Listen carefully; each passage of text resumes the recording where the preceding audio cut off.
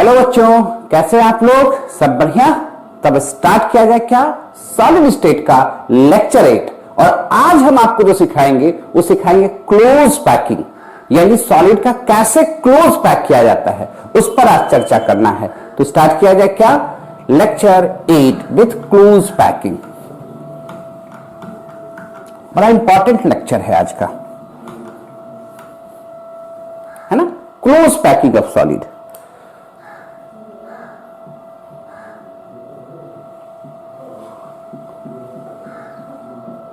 Close packing of solid. Solid के close packing का कहने का क्या मतलब है? अगर सॉलिड क्लोज पैक नहीं होगा तो उसके डेंसिटी पर असर हो जाएगा, यानी क्लोज पैकिंग उसके डेंसिटी को इफेक्ट करता है। डेंसिटी ही नहीं, उसकी स्टेबिलिटी को भी रिफ्लेक्ट करता है। स्टेबिलिटी ऑफ सॉलिड, यानी क्लोज पैकिंग से इस दो चीज पर तो बड़ा हम लोग कंट्रोल करेंगे। कोई दिक्कत वाली बात? अब जरा समझिए, कोई भी सॉलिड होगा,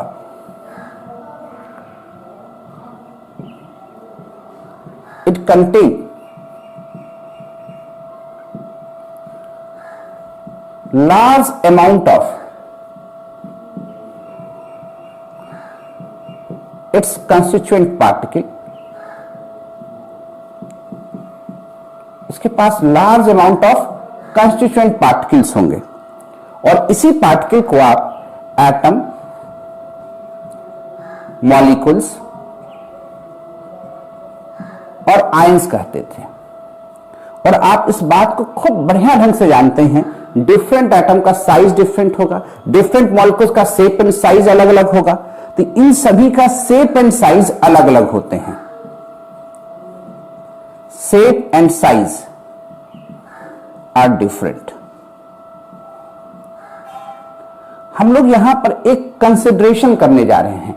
क्या कंसिडर करेंगे? ये एज्यूम करेंगे कि जितने भी कंस्टिट्यूएंट पार्टिकल्स हैं वो स्फीयर रूप में है। किस रूप में है? स्फीयर रूप में है। तब क्लोज पैकिंग को समझा पाना हमारे लिए आसान होगा।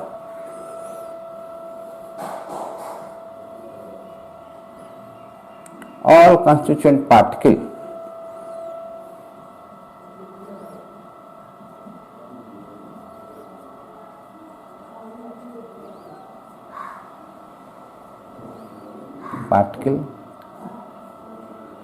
consider as a sphere, गोलाकार माना जाएगा, गेंद जैसा माना जाएगा, तब क्लोज पार्टिकल करेंगे। ठीक है, कंस्टिट्यूएंट में यहां टी छूट गया है, जोड़ दीजिएगा।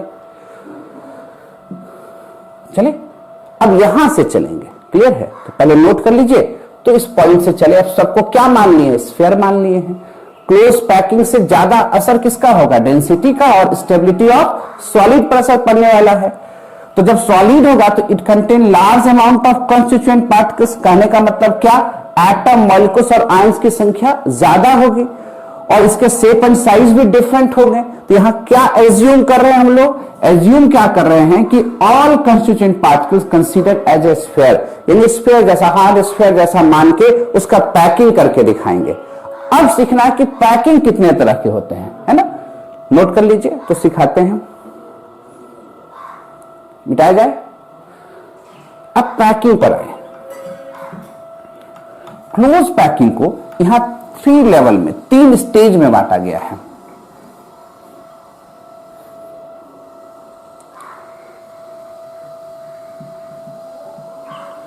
थ्री लेवल पर इसको हम लोग को चेक करना है।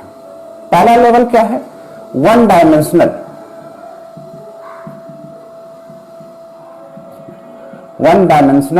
Close packing.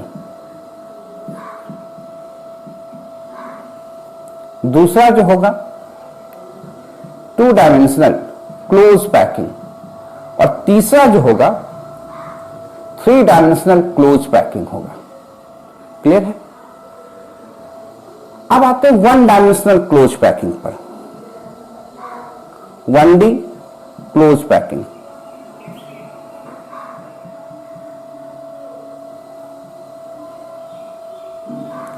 देखिए क्या करते हैं, एटम को तो स्फीयर माने हैं,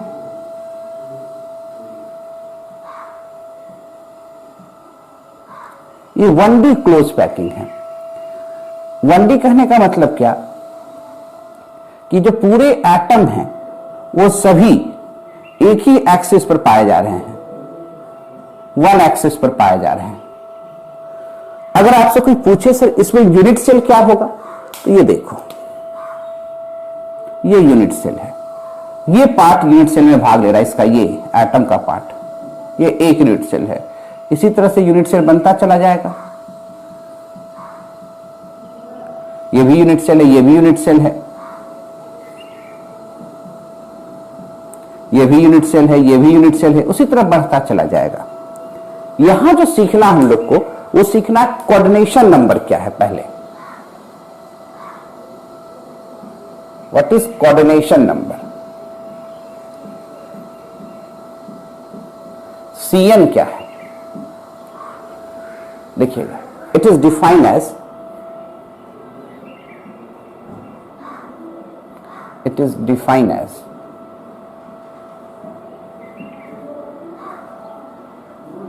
the number of atoms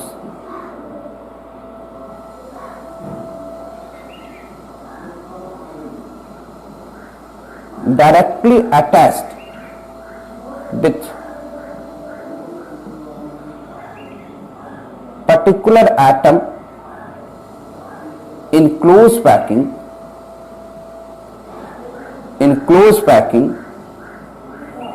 is known as coordination number। क्या लिखे? The number of atoms directly attached with particular atom in close packing is known as coordination number। यानी देखो, एक एटम, ये वाला एटम को देखो, कितने एटम से डायरेक्टली अटैच्ड है? 2। तो यहां पर इसका कोऑर्डिनेशन नंबर क्या कहला जाएगा? 2। इसका कोऑर्डिनेशन नंबर कितना कहला जाएगा? 2 कहला जाएगा। क्लियर? कोऑर्डिनेशन नंबर समझ में आ रहा है? यानी आप ऐसे भी कर सकते हैं, नियरेस्ट नेबर जितने भी होंगे, nearest neighbours atoms are known as coordination number, ऐसे भी लिख सकते थे। क्लियर है? कोऑर्डिनेशन नंबर भी समझ गए, 1D पैकिंग भी समझ गए, तो पहले एक बार नोट कर लीजिए, तब चलते 2 डायमेंशनल की ओर। नोट किया जाए,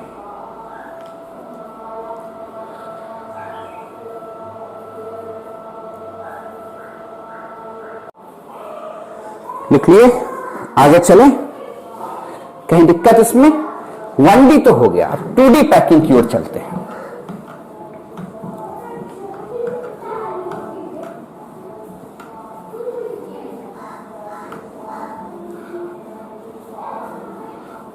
close packing, 2 dimensional close packing. अब क्या देखना है? 2 डायमेंशनल क्लोज पैकिंग। इसको 2 तरीके से क्लासिफाई करेंगे। एक होगा स्क्वायर क्लोज पैकिंग, और दूसरा जो होगा वो होगा hexagonal close packing. Hexagonal close packing, hexagonal close packing. ठीक है? स्क्वायर क्लोज पैकिंग कैसे करेंगे, पहले इस पर ध्यान दीजिए। इस तरह से एटम को अरेंज करते जाना है।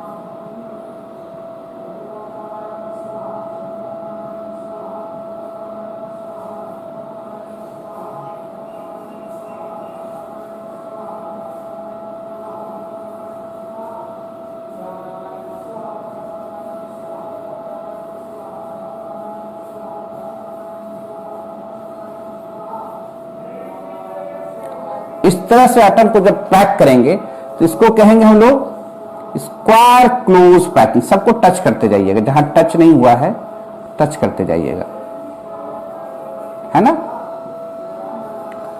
कैसे 2D है?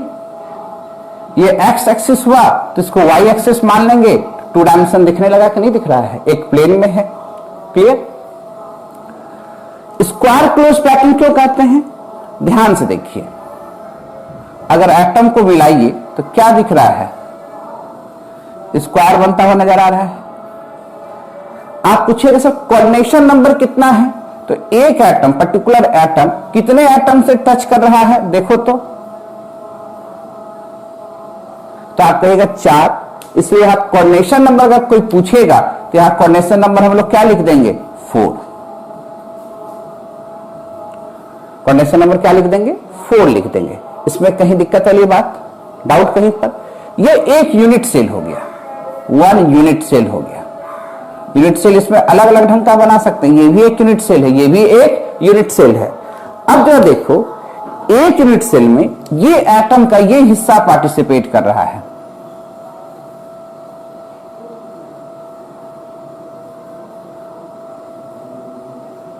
है ना। ये एक एटम कितने एटम में जा रहा है, 1 2 3 4 एटम में जा रहा है। देखो ये कितने यूनिट सेल का भाग ले सकता है, ये बताया था ना आप लोग को। एक यूनिट सेल यहां भी बना सकते थे,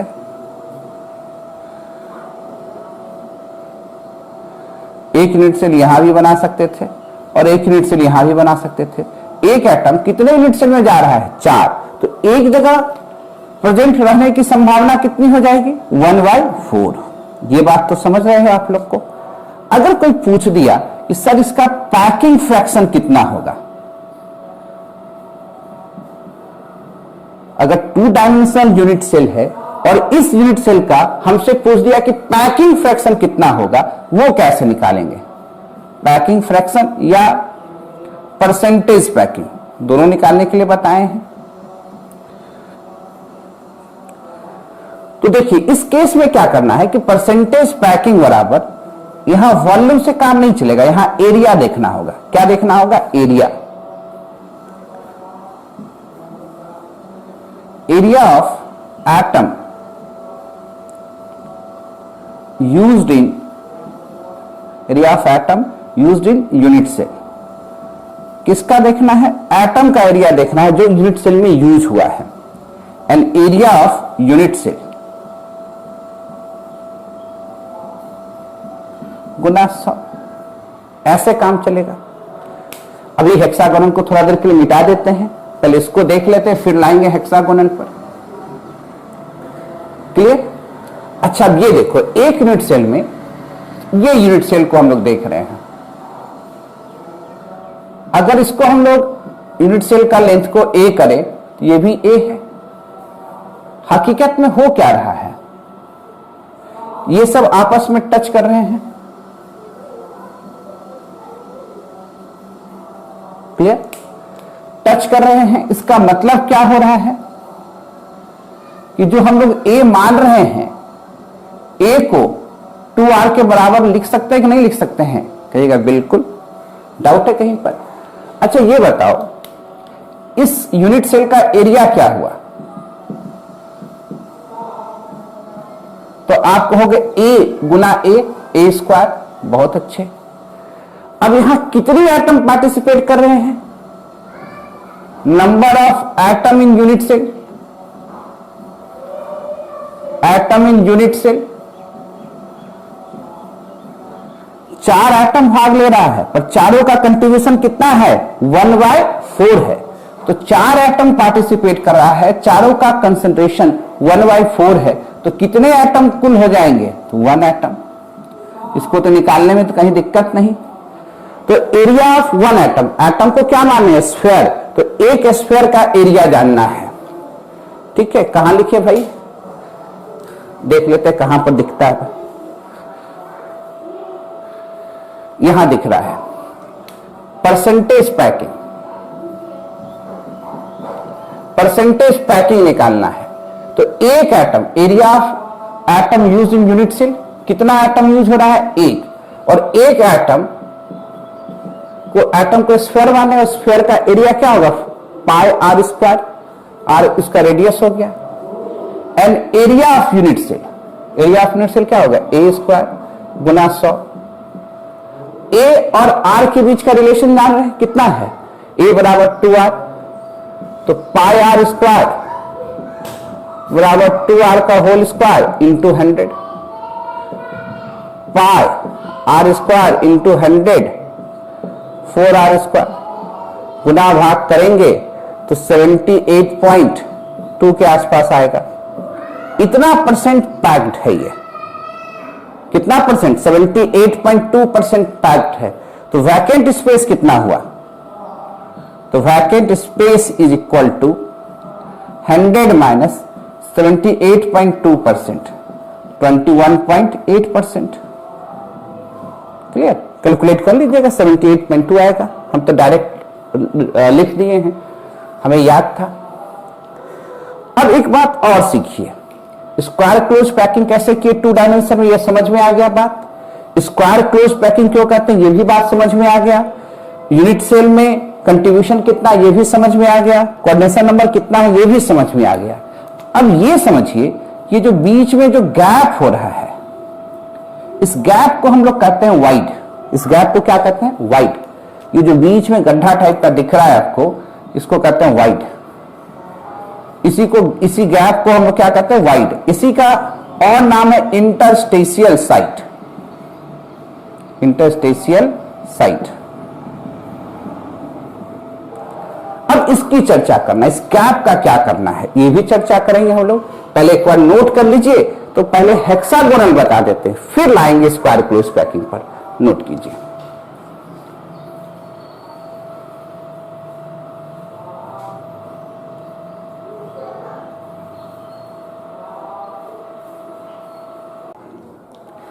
लिख लिए आराम से, इसको और सजा लीजिए। इस तरह से सजा के लिख सकते हैं, देखने में अच्छा लगेगा।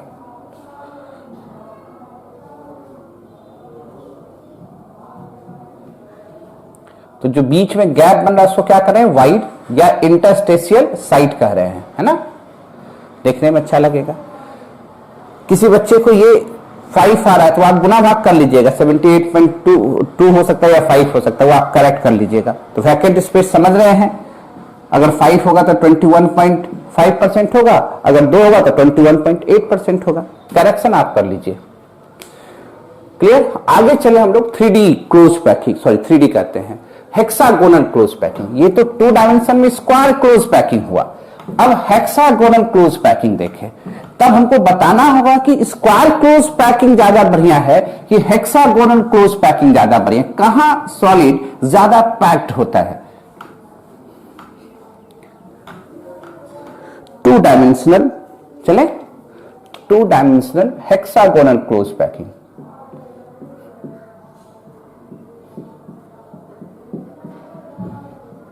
अब क्या सीखेंगे? Hexagonal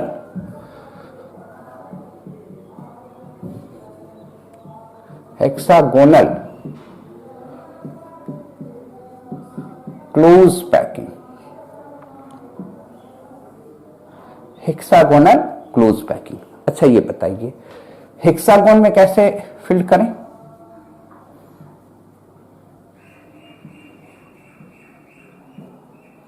clear? अब देखिए, यहां पैक करते जाइए।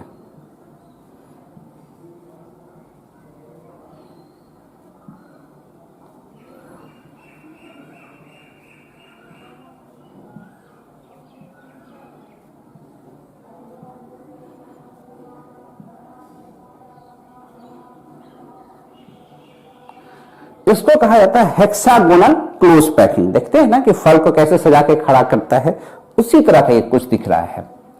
अब एक एटम कितने एटम को टच करा है देख के बताओ। तो आप कहिएगा सर 6, 1 2 3 4 5 6।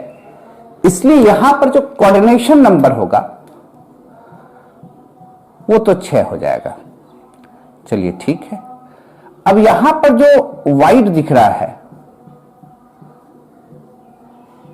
ट्रायंगल के बीच में है, इसलिए ऐसे वाइड को ट्रायगोनल वाइड, पहले जो वाइड दिख रहा था उसको कहते थे स्क्वायर वाइड, स्क्वायर के बीच में था। अब ट्रायंगल के बीच में है तो उसको कहेंगे ट्रायगोनल वाइड। ये जो गैप का दूसरा नाम क्या होगा? Trigonal interstitial site. Clear? और पहले जो देखे वो किसके बीच में था? स्क्वायर में था, तो स्क्वायर हो गया था, स्क्वायर वाइड हो गया था। इस पर भी चर्चा करेंगे। यहां पर देखो, ये आपको दिख रहा होगा एक ट्रायंगल बनता हुआ ऊपर के डायरेक्शन में, और ये एक ट्रायंगल बनता हुआ नजर आ रहा होगा नीचे के डायरेक्शन में। दिख रहा है, एक ऊपर के डायरेक्शन में, एक नीचे के डायरेक्शन में। दोनों ट्रायगोनल वाइड ही हैं, ये दोनों ट्रायगोनल वाइड ही हैं। एक का नाम किसी का भी ए मान लेते हैं, दूसरा बी मान लेते हैं। दोनों ट्रायगोनल वाइड आइडेंटिकल हैं, दोनों में अंतर नहीं, सिर्फ नाम लिख दिए हैं ए बी, बाद में पता चलेगा क्या कह रहे हैं। और ये जो पूरा अरेंजमेंट है, एक लेयर जो बिछा है उसको लेयर ए अरेंजमेंट कह देते हैं। कोऑर्डिनेशन नंबर भी समझ गए। और ये एक यूनिट सेल है, 1 यूनिट सेल है। क्लियर? अब हमको इसी तरह इसमें परसेंटेज पैकिंग निकालना होगा। फर्स्ट क्या कैलकुलेट करना होगा? Percentage packing in unit cell. Formula तो सीख ही चुके हैं, तो पहले हमको यह सीखना होगा कि इस हेक्सागोन में कितने एटम पार्टिसिपेट कर रहे हैं, और फिर इस हेक्सागोन का एरिया क्या है। ये दो चीज तो निकालना ही पड़ेगा, इसमें तो कोई दिक्कत नहीं है, पहले ये समझा जाए। क्लियर है? अच्छा देखो, ये जो एटम आप देख रहे हो साफ साफ, अभी तो दिख रहा है कि एक हेक्सागोन में प्रेजेंट है। क्लियर है? जब देख रहे हैं हम इस एटम की दशा को दिखाना चाह रहे हैं। यहां क्या है? एक हेक्सागोन है। पहले एटम कैलकुलेट कर लें, ध्यान से देखिएगा। हम दिखाना चाह रहे हैं इस एटम को, ये वाला। अब यहां पर एक और हेक्सागोन क्या हम ऐसा बना सकते हैं?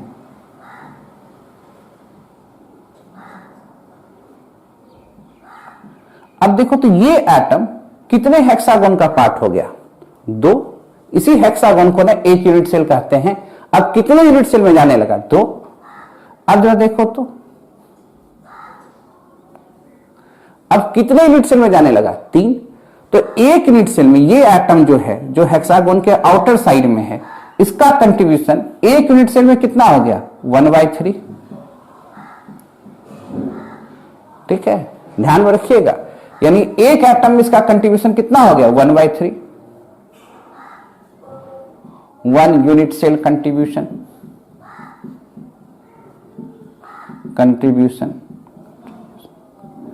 1/3 हो गया। क्लियर है? और बीच वाला एक एटम तो है ही, तो नंबर ऑफ एटम कैसे निकालेंगे ये बताओ।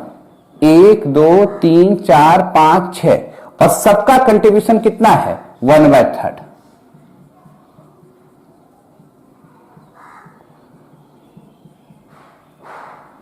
सबका कंट्रीब्यूशन कितना हो गया? 1/3। Number of atom 1/6, total atom हो गया 6, और सबका कंट्रीब्यूशन 1/3। और बीच में जो एक एटम है ये कंप्लीट पार्टिसिपेट कर रहा है, तो ये खुद एक हो गया। तो टोटल एटम कितने हो गए? 2 1 3 एटम हो गए। यानी अगर 2D हेक्सागोनल की बात करते, अभी कभी ये पूछ सकता है कि अगर 2D हेक्सागोनल की बात करेंगे तो उसमें टोटल एटम कितने हो जाएंगे? देखो तो कितने हो गए हैं? 3 एटम। इस तरह से बात कर सकते थे, है ना? अब निकालना है परसेंटेज पैकिंग। क्या निकालना है? Percentage packing. तो एरिया भी निकालना होगा। 3 एटम का तो एरिया हम लोग निकाल सकते हैं, और इसका भी एरिया निकालना होगा हेक्सागोन का। थोड़ा नोट कीजिए, तो इधर मिटाते हैं हम लोग, तब आपको बताते हैं। नोट कीजिए।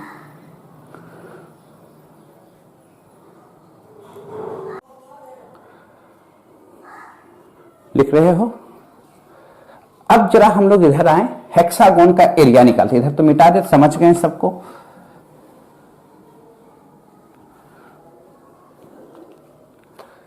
इस हेक्सागोन का एरिया निकालना है।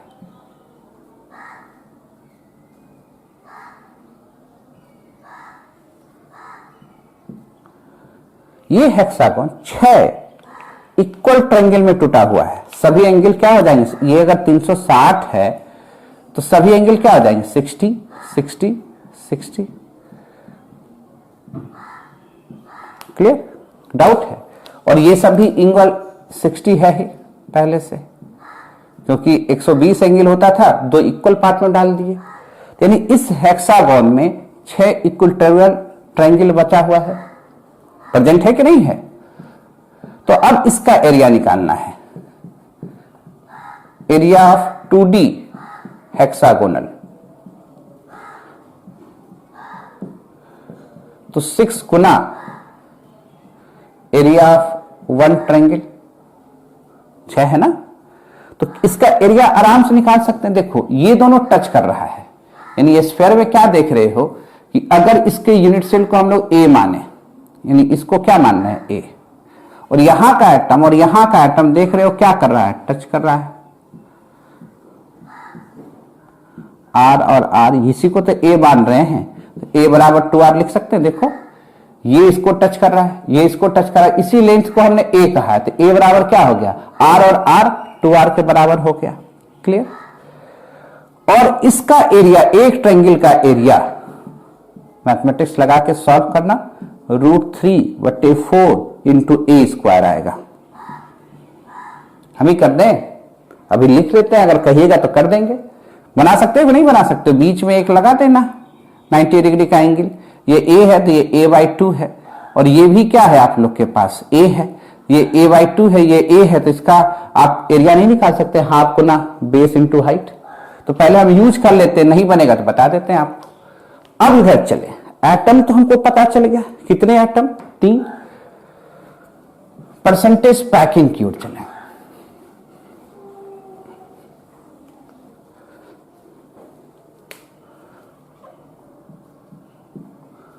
परसेंटेज पैकिंग में क्या होगा, area of atom used in unit cell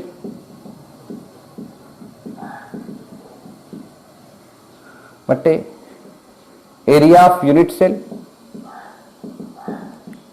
into 100।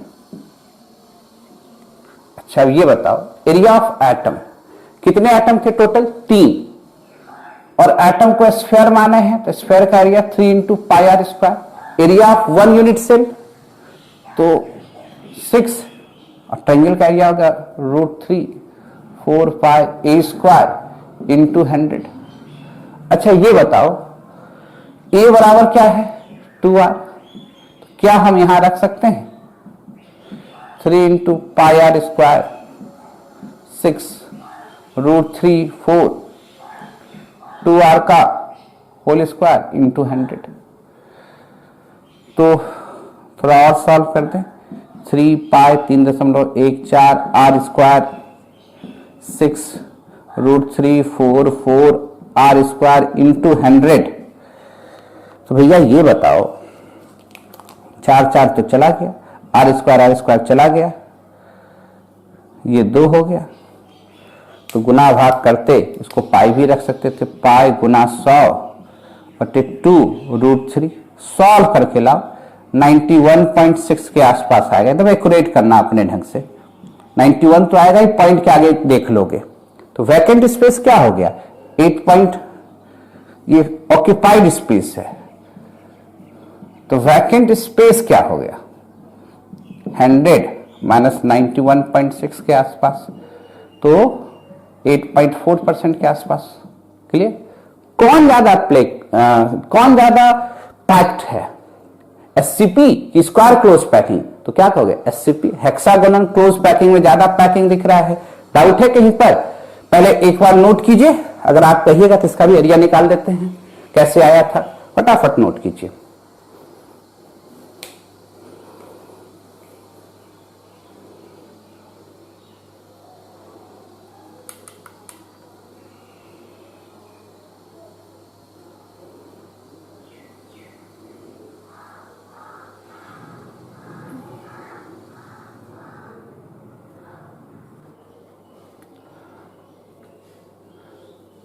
लिख लिए, आगे चलें।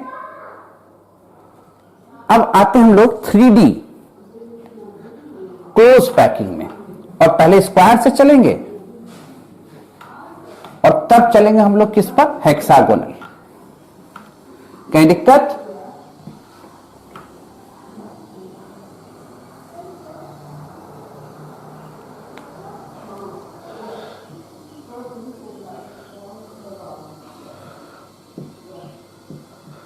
पहले चले स्क्वायर क्लोज पैकिंग में।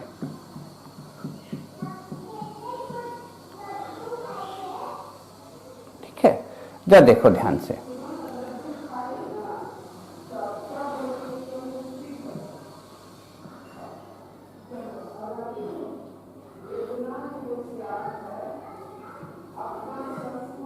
देखते जाइए, एकदम आराम से इसको प्लेस करते जाइए। कहीं दिक्कत?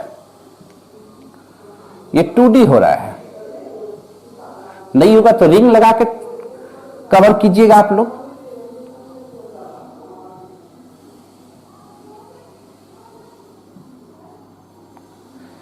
ये एक्स एक्सिस, ये वाई एक्सिस, ये 2D पैकिंग है। और इस वाइड को क्या कहे थे, स्क्वायर वाइड। 2D वाइड है, स्क्वायर और ट्रायंगल 2D वाइड है। अब 3D में जा रहे हैं। ये एक्सिस कौन सा एक्सिस है, जेड एक्सिस। ध्यान से देखिएगा, ये एक्सिस कौन सा एक्सिस है, जेड। क्या आप एटम को एकदम इसी के ऊपर रखना, इस तरह से आके, इसी तरह से ऊपर से आके रख रहे, इसी तरह से एटम कवर हो जाएगा। देखो ब्लैक वाला क्या हो गया, ब्लू। इस तरह से, इसी को कहेंगे लेयर बी। ये जो पूरा अरेंजमेंट है, इसको लेयर ए अरेंजमेंट कह रहे थे, ब्लैक वाले को लेयर ए अरेंजमेंट था। और जो ऊपर से ये जो प्लेस कर रहे हैं, इसको लेयर बी अरेंजमेंट है। कहां से प्लेस किए, जेड एक्सिस से प्लेस कर रहे हैं। क्लियर है? अब क्वेश्चन उठेगा कि शेप कैसा बनेगा। जरूरी है, इसको तो दिखाना पड़ेगा हम लोग को। 3D में लाया जाए फिर बॉल स्टिक को। देखो अभी ये क्या दिख रहा है, ये क्या दिख रहा है, एक्स एक्सिस। ये क्या दिख रहा है, वाई एक्सिस। अब जो बॉल आएगा ठीक इसके ऊपर आके प्लेस होगा। कैसे प्लेस होगा जरा देखो। ये एक्सिस क्या है, एक्स एक्सिस। ये एक्सिस क्या है, वाई एक्सिस। बॉल देख रहे हो ये ना, ये स्फीयर यहीं आके ऐसे प्लेस होगा, ऐसे प्लेस होगा, ऐसे प्लेस होगा, ऐसे प्लेस होगा। अगर हम प्लेस करते जाए, यानी इसी तरह का एक स्क्वायर तो पहले से था, एक और स्क्वायर इसके ऊपर जाके प्लेस हो जाएगा। और जैसे एक स्क्वायर ऊपर से प्लेस हो जाएगा, देख के बताओ ये क्या बना। तो आप कहोगे सर सिंपल क्यूब।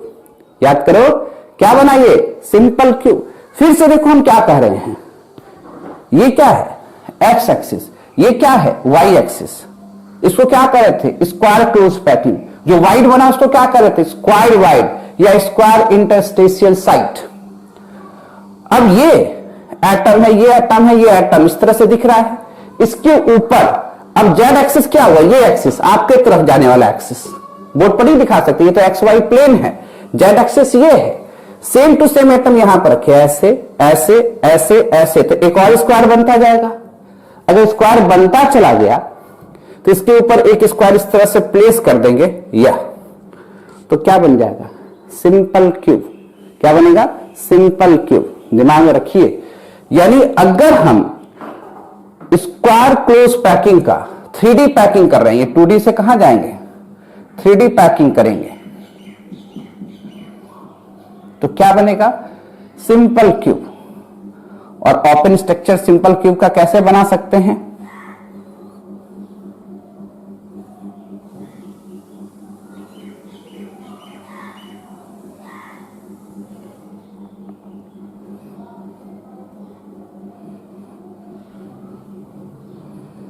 ये एक्सिस क्या हो गया, एक्स।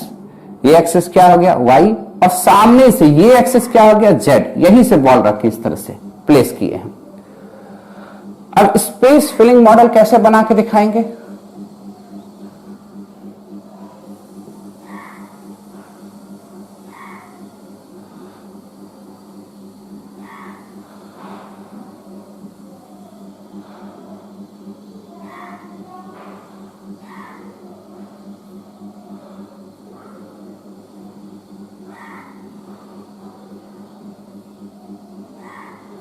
स्पेस फिलिंग मॉडल हो गया। सबका 1/8 हिस्सा जा रहा है।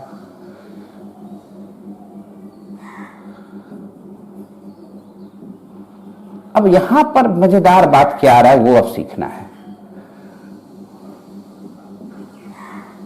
स्पेस फिलिंग मॉडल हो गया।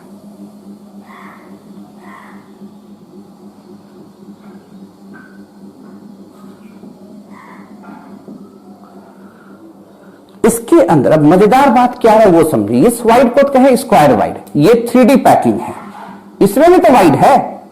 सर कहां दिखा नहीं, ये कैसे नहीं दिखा, देखो तो ये क्या है, एक्स वाई, ये जेड एक्सिस से आके प्लेस हुआ। ये क्या था, सिंपल क्यूब। क्या बीच में गैप नहीं दिख रहा है, इस गैप से हम भी दिख रहे होंगे, उसी गैप में कहेंगे वाइड। पर ये 3D में है और ऐसे वाइड को कहते हैं क्यूबिक वाइड। ऐसे वाइड को क्या कहते हैं, क्यूबिक वाइड। ये सब आप दिमाग में सेट करेंगे, यानी क्यूबिक वाइड। पहला 3D वाइड आपको ये सिखा रहे हैं, ये गैप है, ये जो गड्ढा आपको दिखा ये वाइड है, और ऐसे वाइड को कहते हैं हम लोग cubic wide, cubic interstitial site.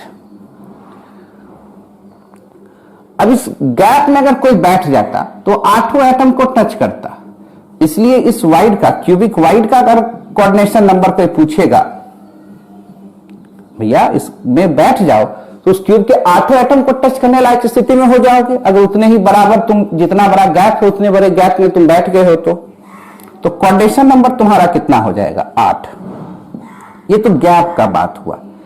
हमको कोऑर्डिनेशन नंबर चाहिए अभी एटम का। इसका कोऑर्डिनेशन नंबर कितना है, सोच के बताओ जरा। इसका कोऑर्डिनेशन नंबर कितना है ये बताना है आपको। सोचो, दिखाते हैं। ये सिंपल क्यूब है, दिख रहा है ना, ये और ये सिंपल क्यूब है। अब इस एटम को देखो, ये वाले को, एक तो इसको टच करा, 1 2 3। क्या बगल में ऐसे रहता तो इसको नहीं टच करता, 4। अभी किसको टच कर रहा था, 1 2 3, बगल में रहता इसको 4, ऊपर से रहता 5, आगे से रहता 6।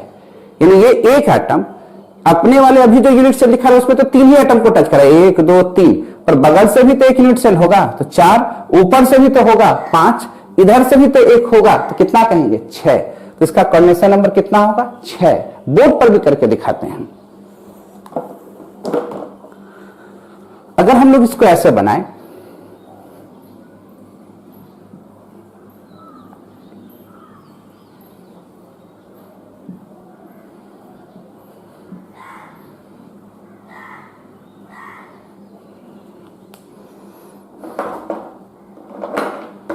रेड से करते हैं, ये 1 2 3, बगल में भी तो होगा यहां पर यूनिट सेल,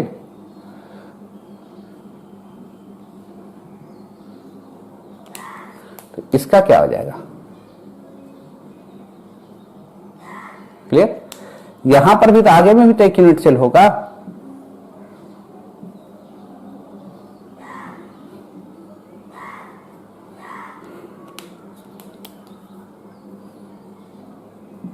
कितने को टच कर गया ये, 1 2 3 4, एक नीचे 5, ऊपर भी तो जाएगा इस तरह से यूनिट सेल।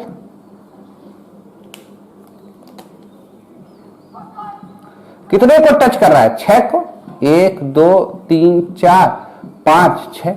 ऐसे फिगर बना सकते थे, अभी और बना के दिखाएंगे आपको। तो अगर इस एटम का, वाइड को छोड़ दीजिए, वाइड का कोऑर्डिनेशन नंबर 8 है, अगर वाइड पर कोई एटम बैठता तब ना, अब ये खाली है, अभी इससे पूछेगा कि इसके कितने नियरेस्ट एटम है, तो कोऑर्डिनेशन नंबर कितना बोलोगे, 6।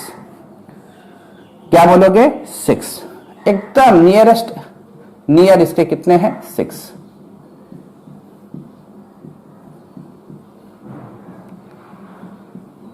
जो कितने दूरी पर है, जिसको कोऑर्डिनेशन नंबर कहते हैं, जो ए दूरी पर है, कितने दूरी पर है, ए, ये डिस्टेंस हुआ। और a बराबर आप 2r भी लिख सकते हो। तो ऐसा भी क्वेश्चन पूछ सकता है, सेकेंड नियरेस्ट एटम कितने हो सकते हैं इसके, थर्ड नियरेस्ट एटम कितने हो सकते हैं। तो पहले एक बार भैया लिख लो, तब कहानी को और आगे बढ़ाते हैं। नोट कीजिए,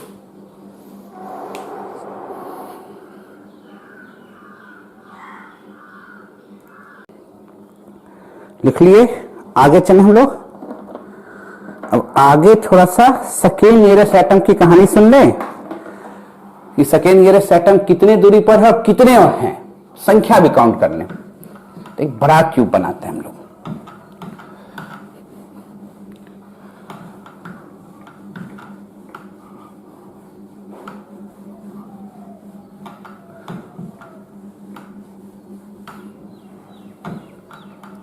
तुम अच्छे ढंग से प्रैक्टिस करते जाइए, जैसे जैसे बता रहे हैं उस तरह से वर्क भी करते जाइए। एक सिंपल क्यूब पहले बना लें यहां पर।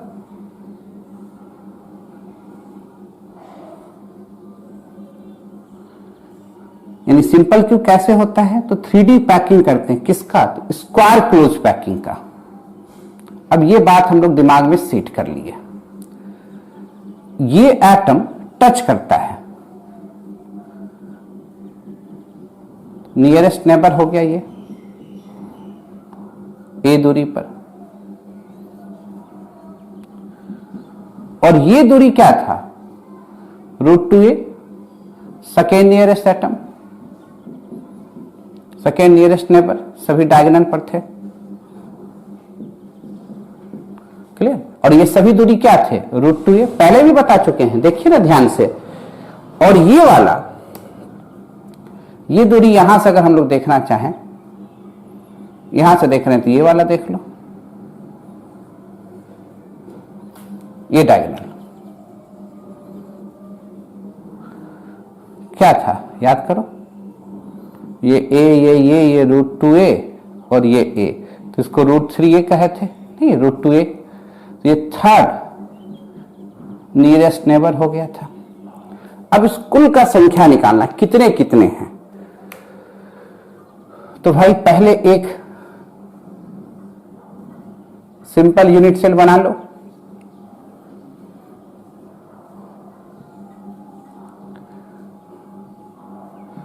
सिंपल क्यूबिक यूनिट सेल हो गया।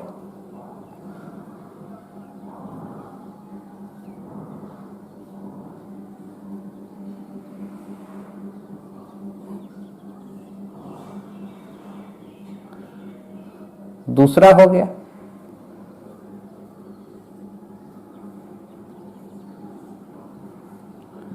ये तीसरा हो गया, ये चौथा हो गया। क्लियर।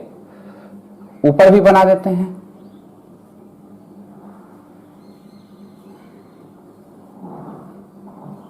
पांच हो गए, 6 हो गए,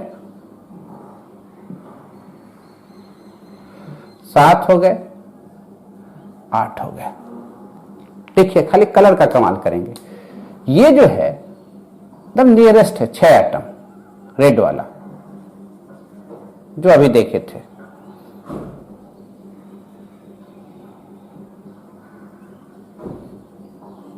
क्लियर, एकदम नियरेस्ट है। नियरेस्ट नेबर कितने हैं, 6। डिस्टेंस कितना है इसका, a।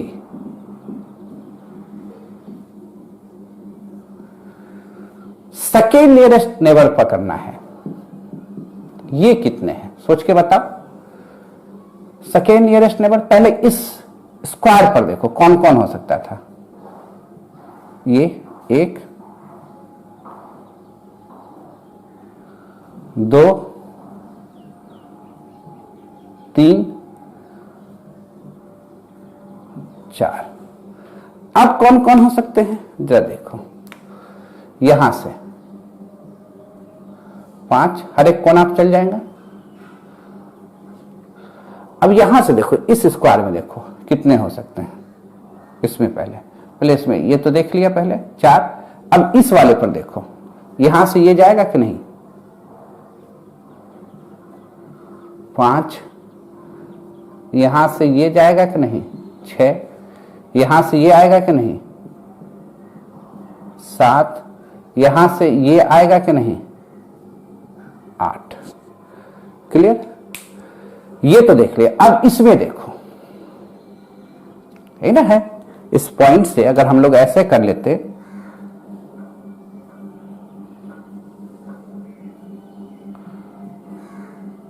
को डायगोनल मान लीजिए, समझ रहे बात को? ये 1, यहां 2, 3, देख रहे बात को? तो कहां कहां हो गया?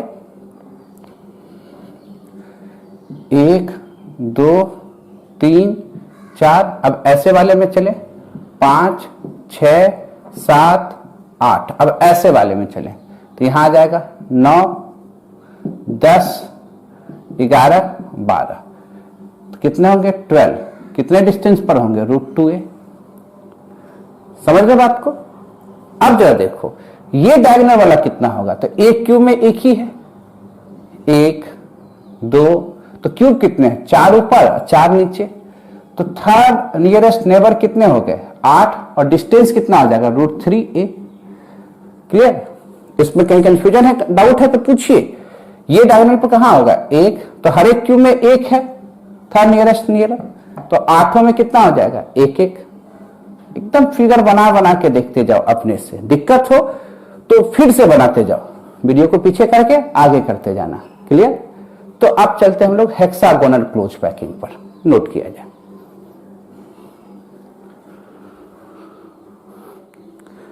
कुछ बच्चों का कहना है कि सेकेंड नियरेस्ट नेबर में हमको दिक्कत हो रहा है। बता देते हैं फिर से। सेकेंड नियरेस्ट, आप एक क्यूब मान लो, इस क्यूब को 3 लेयर में बांटो। ऐसे काट सकते हो, इस तरह से, इस तरह से काट सकते हो, और इस तरह से। हम ये वाला कटिंग ले रहे हैं, ये वाला। पहले ये देख लो,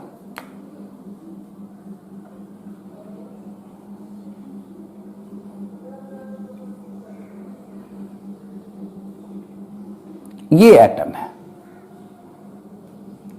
ये सभी दूरी तो ए है, यही ना दूरी होगा √2a, सेकेंड नियरेस्ट। तो एक जो कटिंग हुआ उसमें कितने हैं? तो आप कहिएगा सर 4। तो इसका कटिंग कितने बार कर सकते हैं? एक बार ऐसे, एक बार ऐसे, एक बार ऐसे। आप ऐसे कट करो ना, ये वाला,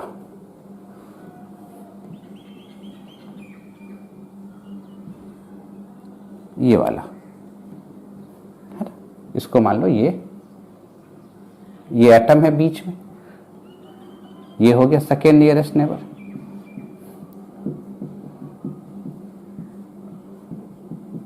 देखने का अपना अपना तरीका है, जिस तरह से दिख जाए। ऐसे कटिंग कर ली, एक बार ऐसे कट किए थे ये वाला, एक बार ऐसे कट किए, अब एक बार ऐसे कट कर लो, इस तरह से।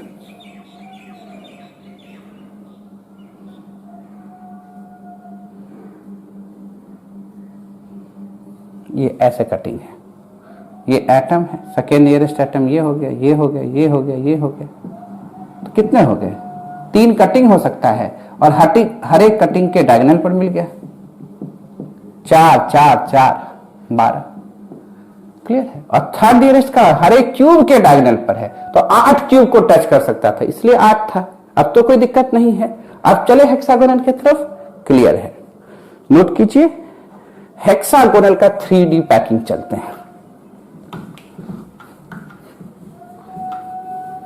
एकदम आराम से 2 बार, 3 बार, 4 बार बना बना के देखेंगे, आगे पीछे करके देखेंगे लेक्चर खत्म होने के बाद, है ना?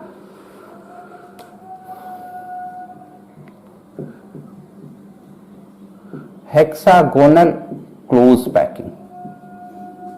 अब इसको 3D में जाना है, तो 2D से ही 3D की तरफ मूव करेंगे। ठीक है? हेक्सागोनल क्लोज पैकिंग अब किस में देखना है? 3D में देखना है। हम एक रिंग का यूज करेंगे। क्यों करेंगे? तो अच्छा सा रिंग आपके सामने दिखे।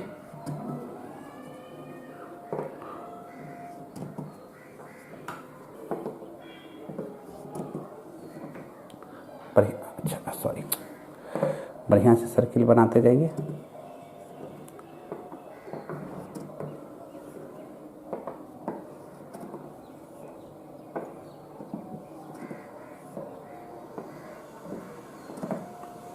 साफ साफ दिख रहा है?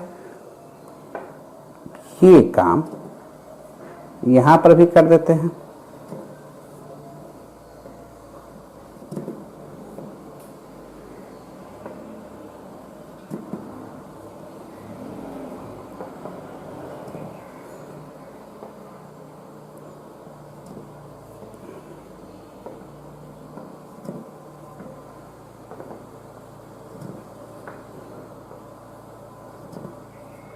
इसको क्या कहेंगे, हेक्सागोनल क्लोज पैकिंग, है ना। इसको लेयर ए अरेंजमेंट कहते हैं,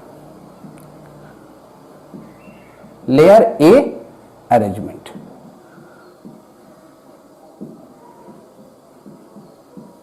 ठीक है, ये एससीपी है 2D में, इसका कोऑर्डिनेशन नंबर हम लोग निकाल चुके हैं।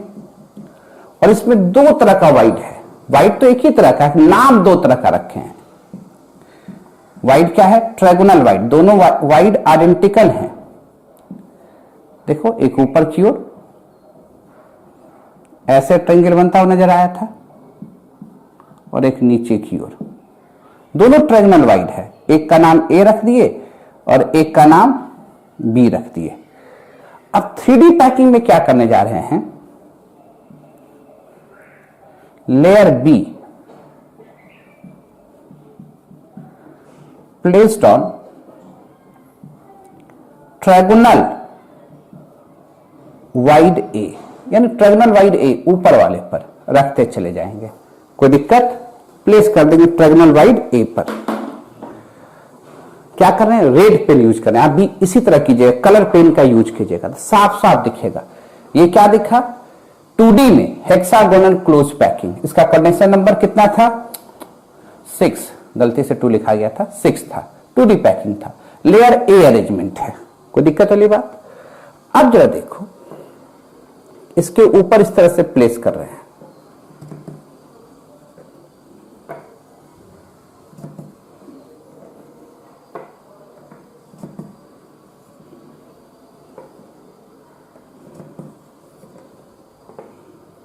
एकदम सावधानी से करते जाइएगा।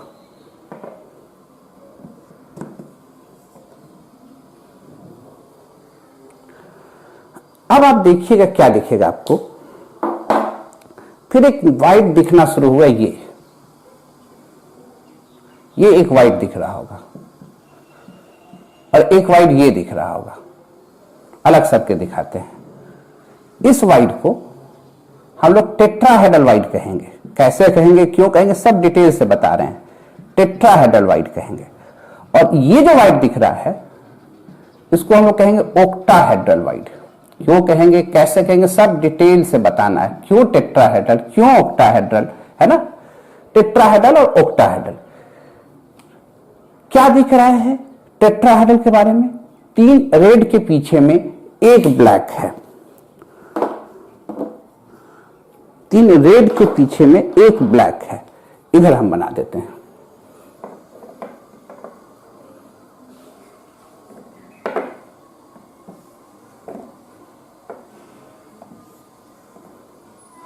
तीन रेड के पीछे में 1 ब्लैक है।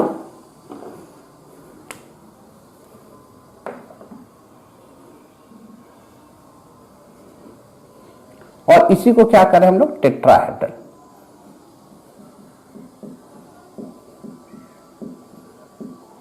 टेट्राहेड्रल वाइट, ये वाला है ना, टेट्राहेड्रल वाइट। आप पूछिए सर इसको टेट्राहेड्रल वाइट ही क्यों कहे, जरा समझिए। टेट्रा मतलब 4, हेड्रल मतलब फेस, यानी 4 ट्रायंगल फेस के बीच में जो गैप होगा उसको टेट्राहेड्रल वाइट कहेंगे। कैसे होगा, इस शो करके दिखाते हैं आपको। ऑक्टाहेड्रल पहले देखो, ये रेड वाला है और नीचे ब्लैक वाला है, तो यहां करके दिखाते हैं। ये क्या है, नीचे ब्लैक वाला है,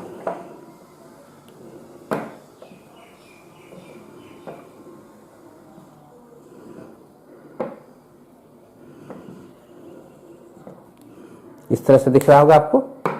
और ऊपर में रेड वाला है, दोनों को अगल बगल पहले बना देते हैं।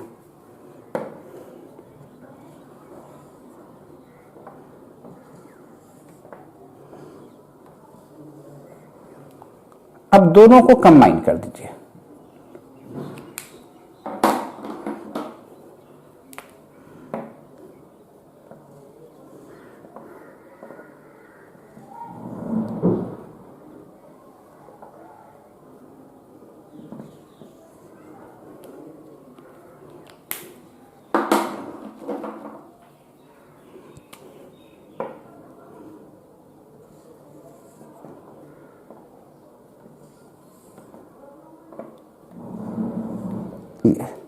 ये जो कॉमन वाइड है दोनों ट्रायंगल के बीच का, ये कॉमन वाइड है।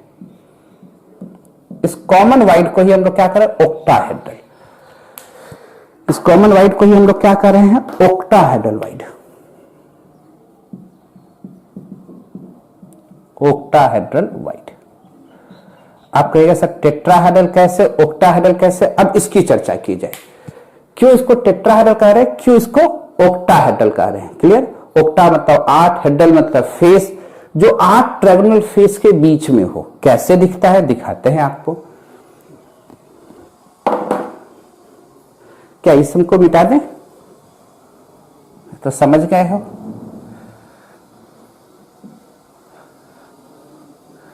अगर किसी भी ट्रायंगुलर शेप में, ध्यान से देखना, हम ट्रायंगुलर शेप बना रहे हैं,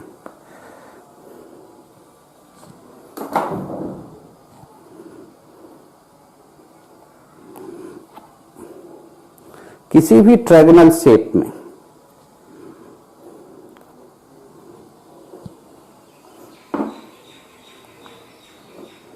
ये कैसा दिख रहा है, ट्रायंगुलर शेप दिख रहा है ना? ये गैप दिख रहा है तो ट्रायंगुलर वाइड है। अगर ट्रायंगुलर वाइड के ऊपर या नीचे इस तरह से एटम प्लेस कर दे, अभी भी गैप है कि नहीं है? This gap is called tetrahedral. क्यों टेट्रा? टेट्रा मतलब 4, हेड्रल मतलब फेस। देखो तो एक ट्रायंगल फेस दिख रहा है, या दूसरा ट्रायंगल फेस दिख रहा है, 1 2 3, तीसरा, और नीचे में एक फेस तो पहले से था ये ट्रायंगल का। तो कितने ट्रायंगल फेस दिख रहे हैं? एक इधर, 2 3 और एक नीचे, 4। उसके बीच में जो गैप है, उस गैप को क्या करें, टेट्राहेड्रल वाइड। क्लियर? ये हुआ बॉल मॉडल। स्टिक मॉडल में अगर बनाना चाहते, टेट्राहेड्रल का मतलब क्या बोले थे, याद करो, 2 भी बना देना, इस तरह का शेप 2 भी बना देना। टेट्रा मतलब 4, हेड्रल मतलब फेस। कैसा फेस? तो ट्रायंगुलर फेस। देखो एक ट्रायंगल बनता नजर आ रहा है, दूसरा ट्रायंगल बनता नजर आ रहा है, तीसरा ट्रायंगल बनता नजर आ रहा है, और ये चौथा ट्रायंगल बनता नजर आ रहा है। एक फेस, 2 फेस, 3 फेस और 4 फेस, इसलिए इसको कहते थे टेट्राहेड्रल। अगर इसको ओपन स्ट्रक्चर में बना के दिखाते तो क्या होता, ये क्यूबिक रूम में हम लोग बैठा देते इस तरह से,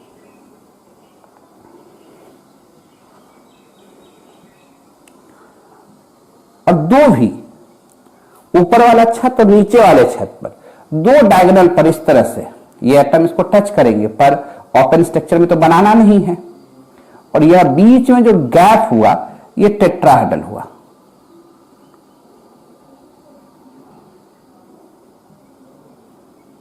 क्लियर है? टेट्रा का मतलब 4, हेड्रल मतलब फेस। कैसा फेस? तो triangular face.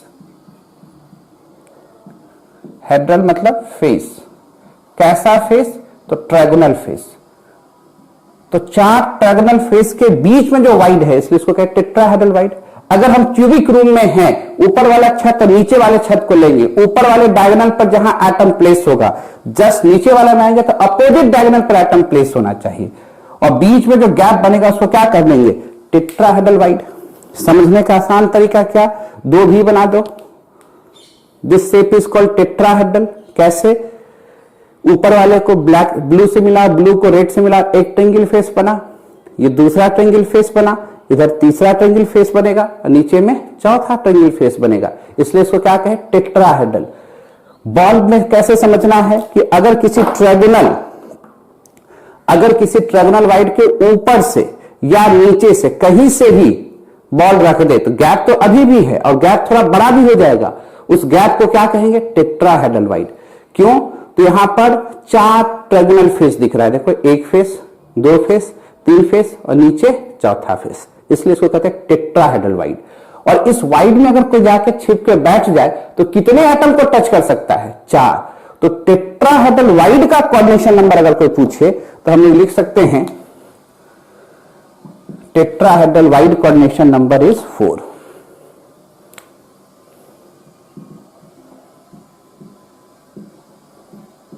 Wide coordination number is 4। Clear? अब आए ओक्टाहेड्रल पर, पहले लिख लो तब आते हैं ओक्टाहेड्रल पर। यह बात तो समझ में आया?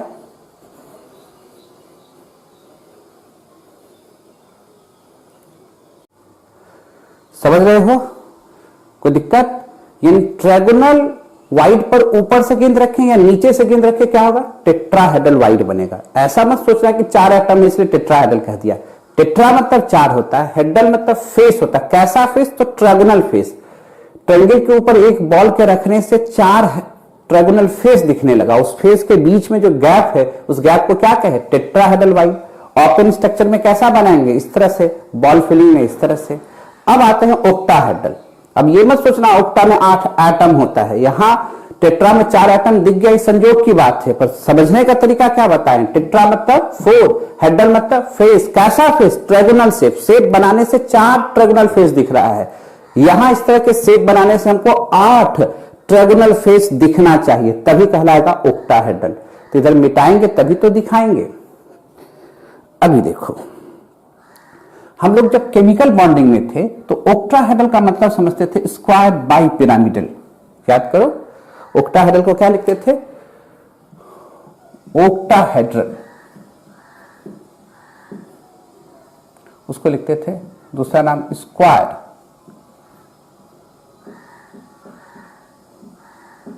Bi pyramidal. जरा समझो पहले,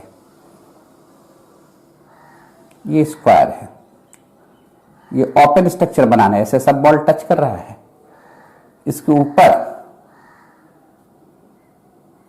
और नीचे रख दिए। इसी शेप को हम लोग कहते थे स्क्वायर बाय पिरामिडल या ऑक्टाहेड्रल। क्लियर है? कहीं कंफ्यूजन वाली बात? ये ओपन स्ट्रक्चर हो गया। इसमें हम लोग को ऑक्टा का मतलब 8, हेड्रल का मतलब फेस। कैसा फेस? तो ट्रायगोनल फेस दिखना चाहिए, और आपको दिख भी रहा होगा। बोलो, दिख रहा है? दिखाएंगे तो कहेगा सर तुरंत दिखने लगा। इसको 1 2 3 मान लो, एक फेस। अच्छा ये बताओ, इसको 4 5 मान लो। ट्रायंगल देखो तो क्या दिखा आपको? हमको तब 4 ट्रायंगल ऊपर में दिखने लगा। बताओ कौन कौन? Triangle 1 2 3, triangle 1 2 4, triangle 1 3 5, triangle 1 4 5। ऊपर वाले से कितना ट्रायंगल दिखा? 4। तो क्या 4 नीचे से नहीं दिखेगा? देखो तो, इसको 6 मान लो। क्या दिखा? ट्रायंगल 6 2 3। क्या दिखा? ट्रायंगल 6 4 5। क्या दिखा? ट्रायंगल 6 2 4। और क्या दिखा? ट्रायंगल 6 3 5। बनाओ अपने से, देखो। इसलिए इसको कहते थे ऑक्टाहेड्रल। 8 ट्रायगोनल फेस इसमें दिखता था। जबरदस्ती नहीं बता रहे हैं, दिखता था, वही दिखा रहे हैं। क्लियर? अब सर बॉल स्टिक में करके दिखाइए, 8 ट्रायगोनल फेस दिखता था कि नहीं? अरे बिल्कुल करके दिखाएंगे।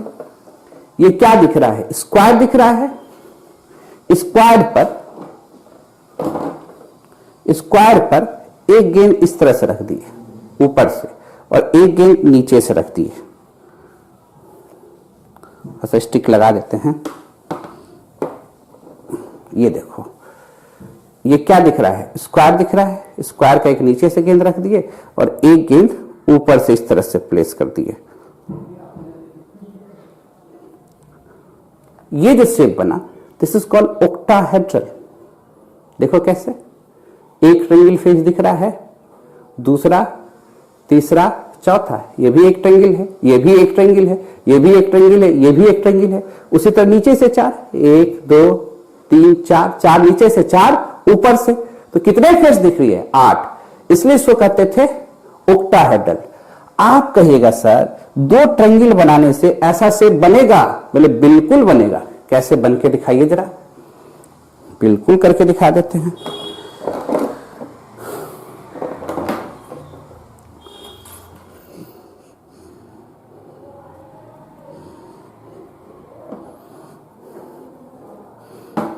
देखिए, पहले ये स्क्वायर के ऊपर और नीचे छोटा वाला बॉल लगा के दिखा देते, क्या कि उस बॉल का यूज करेंगे ट्रायंगल बनाने में। यही शेप था, छोटा वाला बॉल यूज किए हैं। ऑक्टाहेड्रल है। अब दो ट्रायंगल बना रहे हैं। एक ट्रायंगल है ये ब्लू वाले का, एक और बना लेते हैं पहले।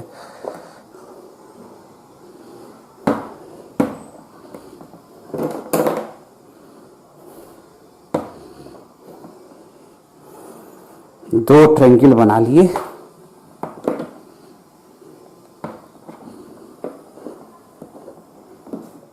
देखो, एक ग्रीन बॉल का बनाए, एक ब्लू बॉल का बनाए, कि आपको समझना आसान हो।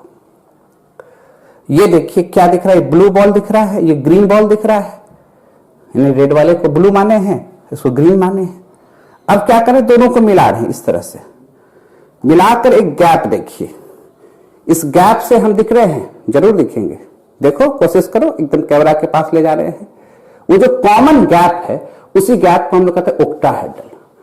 अब ये देखो क्या दिखता होगा, एक स्क्वायर दिखता होगा, स्क्वायर के ऊपर एक गेंद दिखता होगा और एक गेंद नीचे दिखता होगा। नहीं सर, आप हाथ का कुछ जादू कर दिए। अरे गोबर, देखो ना बढ़िया से। ये क्या दिखा, एक ट्रायंगल, ये दूसरा ट्रायंगल। दोनों ट्रायंगल को क्या किए, मिलाए, कोई जादू नहीं किए हैं। दोनों के बीच का जो कॉमन वाइड है, कॉमन गैप है, उसको क्या कर रहे हैं, ओक्टाहेड्रल। देखो, स्क्वायर के ऊपर एक गेंद है, स्क्वायर के नीचे एक गेंद है। जो पहले बनाए थे एकदम सेम टू सेम वही होगा। क्लियर है? इसलिए इसको क्या कहते हैं हम लोग, ओक्टाहेड्रल वाइड। समझ में आ रहा है बात? तो दो ट्रायगोनल वाइड के बीच में जो कॉमन वाइड होगा, उस वाइड को हम लोग कहेंगे ओक्टाहेड्रल वाइड। और ये चूंकि 6 एटम से जुटा हुआ है, इसलिए इस वाइड का कोऑर्डिनेशन नंबर कितना हो जाएगा, 6। वाइड का कोऑर्डिनेशन नंबर कितना हो जाएगा, 6। ओपन स्ट्रक्चर में बनाना चाहते तो क्या दिखता, ये स्क्वायर है, ये सभी टच कर रहे हैं एक दूसरे को।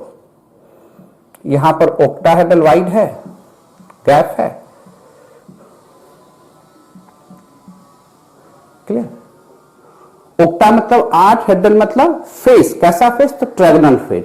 तो क्या समझना है कि जब दो ट्रायंगल मिलकर एक कॉमन वाइड क्रिएट करेगा, उस कॉमन वाइड को क्या कहेंगे, ओक्टाहेड्रल वाइड। और ट्रायगोनल वाइड पर ऊपर से या नीचे से कोई एक बॉल रख देंगे तो वैसे वाइड को कहते हैं टेट्राहेड्रल वाइड। टेट्राहेड्रल वाइड में कोऑर्डिनेशन नंबर 4 हुआ था और ओक्टाहेड्रल वाइड में कोऑर्डिनेशन नंबर कितना हुआ था, 6। टेट्राहेड्रल वाइड को ओपन स्ट्रक्चर में कैसे बनाएंगे वो दिखा दिए, इसको कैसे बनाएंगे वो देख लीजिए। ठीक है, पहले एक बार नोट कीजिए, तब लेयर सी का अरेंजमेंट करके दिखाते हैं। पहले यहां तक तो समझिए, फिर हम टाइम भी देख लेते हैं।